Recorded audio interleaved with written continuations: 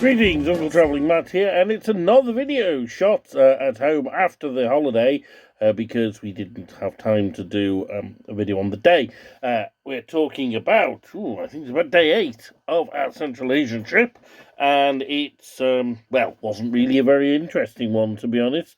So, if you remember, in the city of Bakhtar in the south, it's a city quite affected by the civil war, and we had explored the very few attractions that were there, and in the morning we took a car back to Dushanbe, the capital, and really marked difference between the two worlds there. Not just actually a marked difference between Dushanbe and Bakhtar, but also Dushanbe is separated by a river.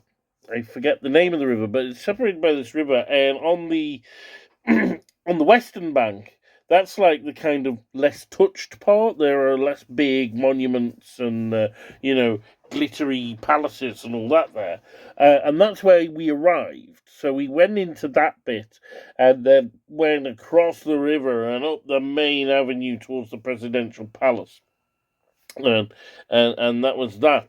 What we did though this time, we actually stayed in a different place. We'd done our duty and stayed in the old Interest Hotel before, which, as you remember from Thomas's tour, wasn't that great. We were now staying in a backpacker establishment near a bus station on the other side of the river. Much cheaper, much friendlier, much smaller though. Really, really cramped room, but it was nice and friendly. And there was a number of Indian tourists and also some who were doing business there. So we had a chat with them, got laundry done, which is a great thing with like backpacking places, as you can get that done quite easily. And very hot, and of course I was really ill at the time. But we went into the city just to kind of have a look at a few sites and do a few jobs. But not much. The main thing that we actually went to do was we wanted to go to Toom. Now, Toom is the Centralen Universal magazine, which is the central shop for everything. And these Tooms, they were all over, not just the Soviet Union, but beyond. I remember the first time I went to Bulgaria, going to the Toom in Stara Zagora. And because it wasn't a big department store then, it was it had been divided into like little shops that were selling junk, mostly like cheap clothes and CDs and stuff. And that's what's happened to the Zoom in Dushanbe. But it was nice because it was the old Stalinist building, and it had all. This was a place where you would get souvenirs, and downstairs was the flashier shops, and we did buy some souvenirs from there.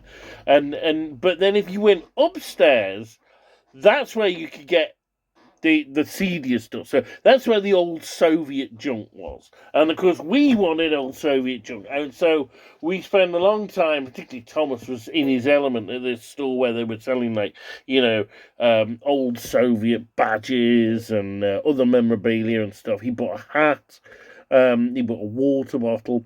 And I think prized possession was we bought a framed picture of Imam Ali Rahman.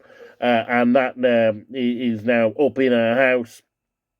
But there we are. Yes, it was the place to kind of do our Tajikistan shopping. And when we'd done that, we left, and it was quite funny, walking along the main street, because it's on the same road as the presidential palace, and we thought we'd go back to the Chai Khana, that wonderful tea house that we'd been before.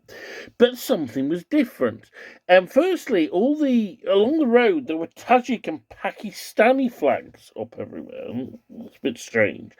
And then the police were blocking the road and telling people not to drive down it. And I said, I wonder if there's a diplomatic visit by Pakistan. And it proved to be the case. So we're walking down the street carrying a picture of the dictator under our arm, which caused a few raised eyebrows. And we went to this Chaikhana, propped Imam Ali on a spare seat. And then we're sat there having tea and just relaxing.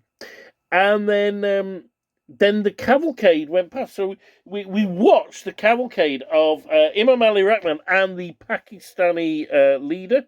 I forget who it is because it should be Imran Khan, and they kicked him out. And they had this election, and Imran Khan won, but they kind of didn't recognise it, and so it's somebody else.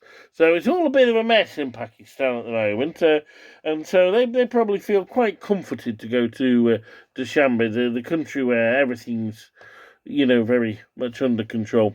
And that was about it. Didn't do a lot else in the evening. Went out to the went out to get something to eat. Went round the bus station where things were closing down, but we found a very nice, cheap restaurant. We had some fantastic food, and so that was it. A lazy, lazy day.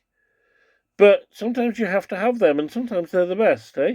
Anyway, after that, well, it was time to move on and get going back to Uzbekistan. But that's for tomorrow's video. Uncle Travelling Matt, keep travelling.